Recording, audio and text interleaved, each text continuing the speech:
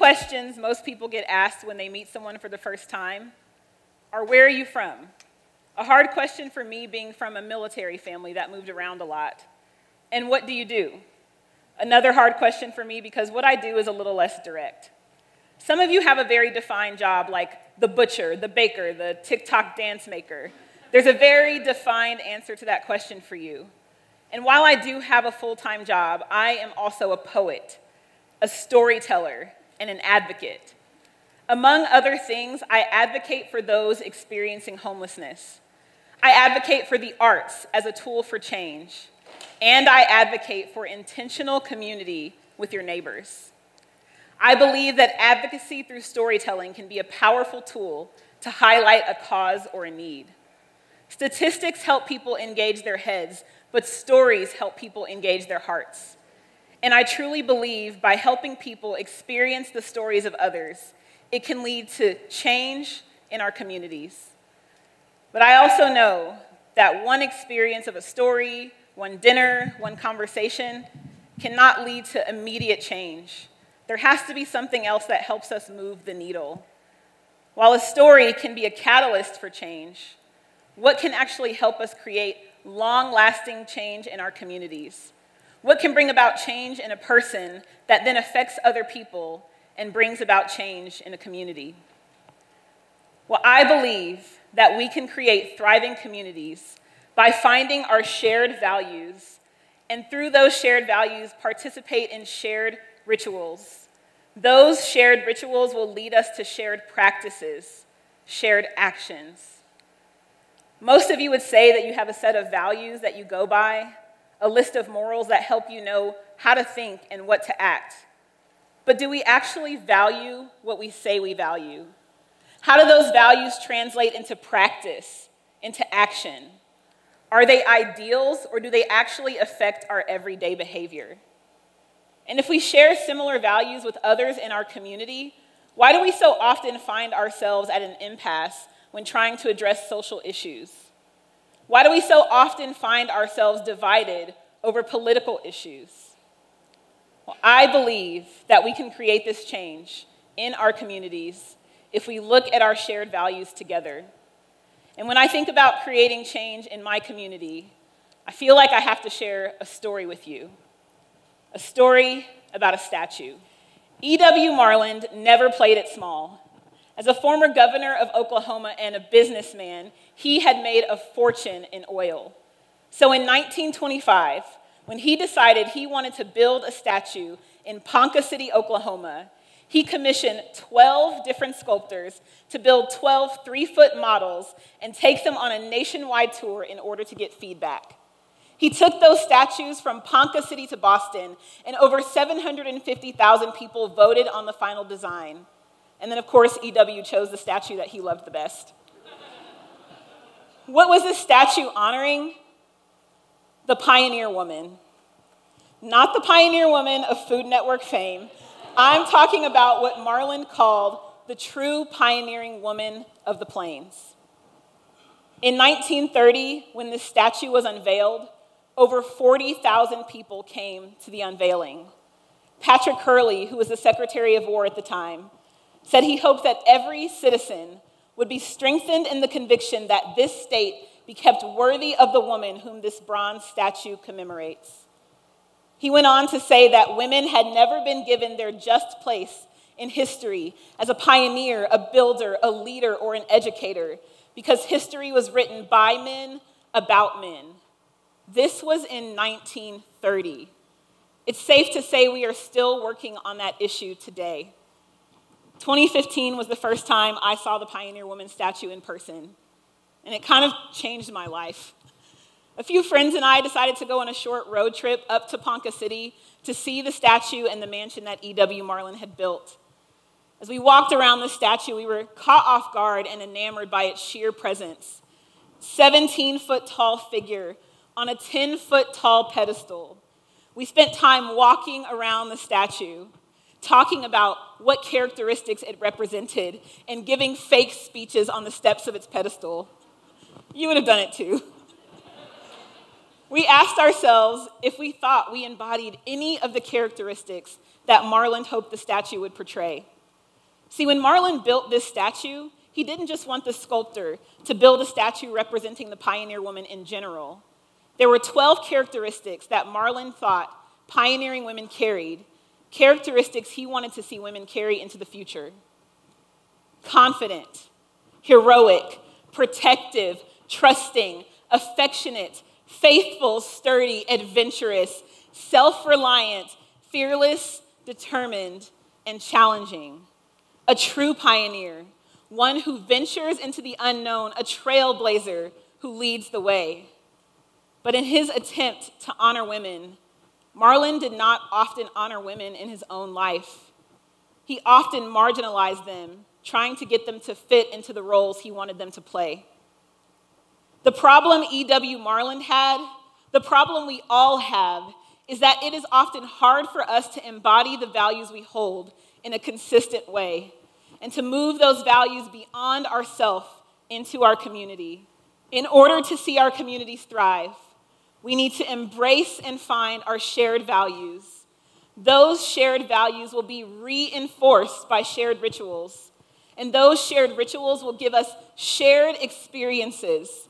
Those shared experiences will give us shared practices, shared actions, and those shared actions, I know, will lead us to shared thriving. The values we hold can only be held with conviction if we put into practice patterns that reinforce those values. As the writer Will Durant said, we are what we repeatedly do.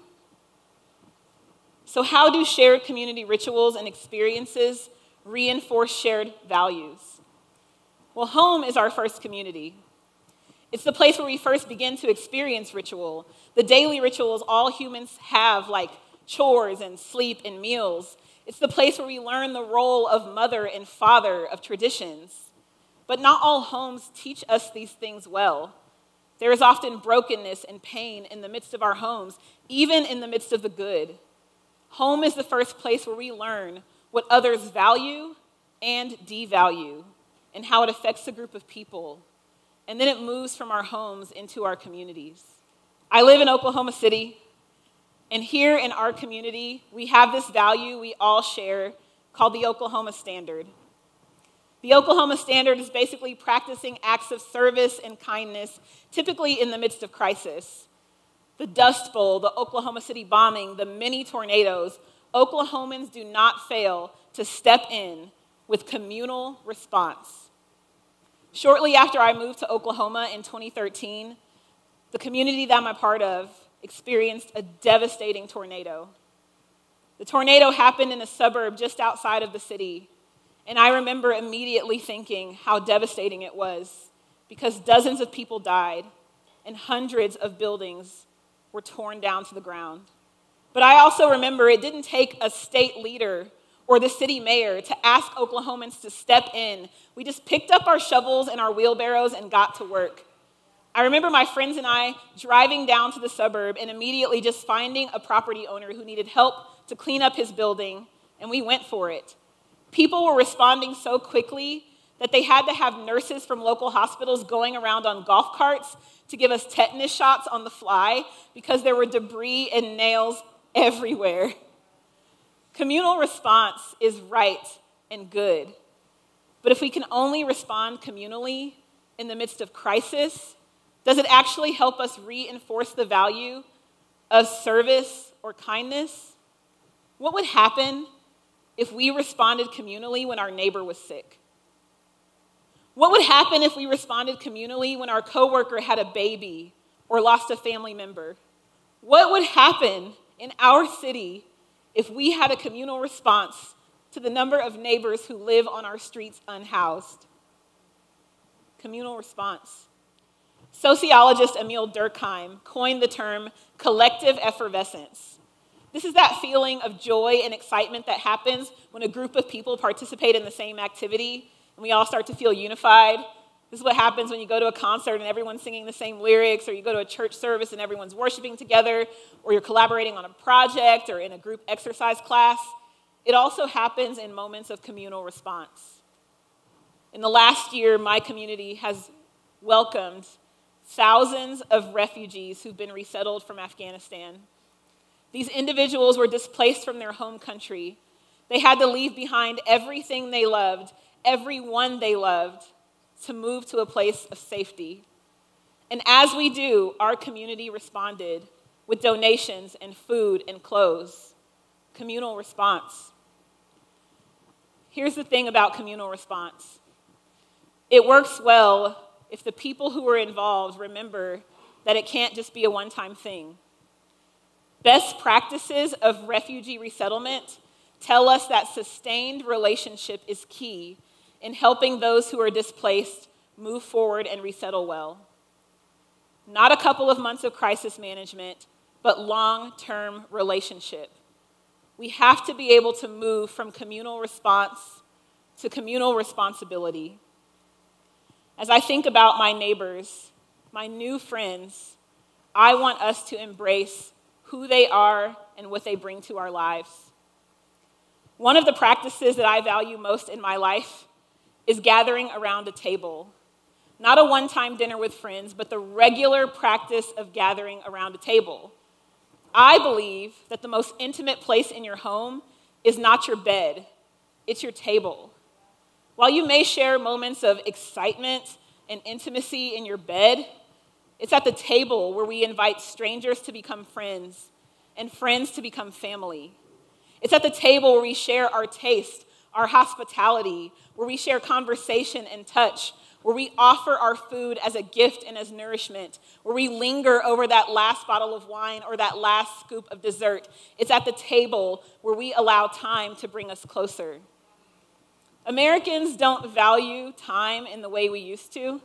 We've moved away from long meals as the standard into this new practice of like 15-minute meals and Kai's bars on the go. But we have to remind ourselves that we have a value that's unspoken, and that value is time, not wasting time. As I've moved from communal response to relationship with my new Afghan neighbors, I have recognized that Afghans also value time.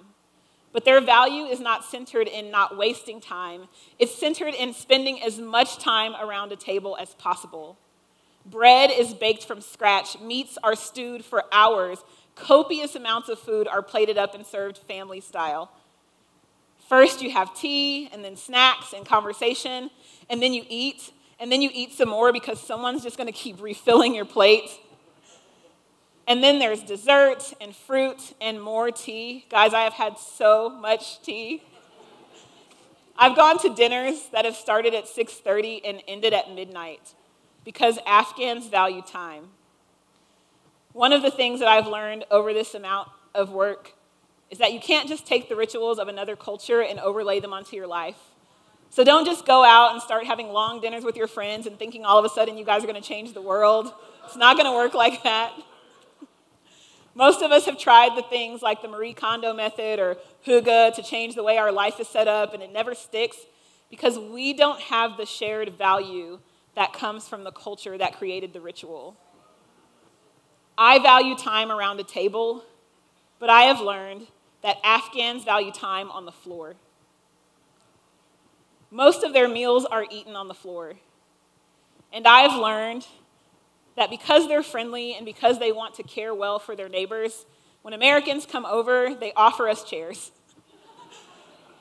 But we needed to humble ourselves and not take the high place where we were comfortable, but to challenge ourselves and stretch our legs and sit on the floor to enjoy the beauty of a long, slow meal. And so I have a challenge for you. My challenge for you is to invite other people into the rituals you have and participate in the rituals of others. Ask if you can participate, and then take the place of humility to learn. As you see what their cultures value, you will learn to value them as people and value the beauty they bring to your community. And the second thing I want you to do is to ask yourself, what do I value? And what rituals do I have that reinforce those values? How can I invite others in? Many of us have had to give up the rituals that we normally practiced because we walk through a season of quarantines and lockdown, of sickness and grieving. We missed out on weddings and funerals and birthday parties and sporting events and worship services. But as we move towards a new normal, invite others in. Invite your neighbors, even the ones you don't think will come. I recently went back to visit the Pioneer Woman statue. I know I'm very obsessed. As I stood at the base, I silently recommitted to living out my life in community with others, practicing the values that I hold. I know that we can change our community for the better and see it thrive. I know that we can end homelessness here. I know that we can create a robust education system for our students. I know that we can make this city's treasures accessible to every citizen, not just those with means, if we challenge ourselves not to just sit at our own tables, but to sit with others on their floor. To keep this state worthy of the woman whom that bronze statue commemorates. In order to keep our state worthy, this world worthy, we have to come to a shared understanding of what makes a thing worthy. If our community is worthy of caring about and caring for, then let's be the pioneers, the advocates, the innovators, the good neighbors who work to fix its faults and forge new paths for its future. Thank you.